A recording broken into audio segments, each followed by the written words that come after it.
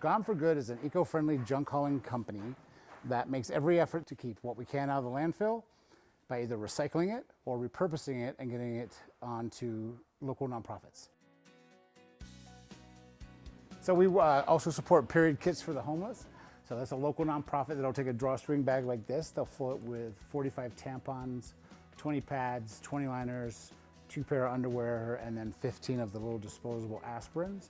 And then they will build a period kit, and then they will get these to outreach programs that support the homeless in the local area to support the females that are on their cycle.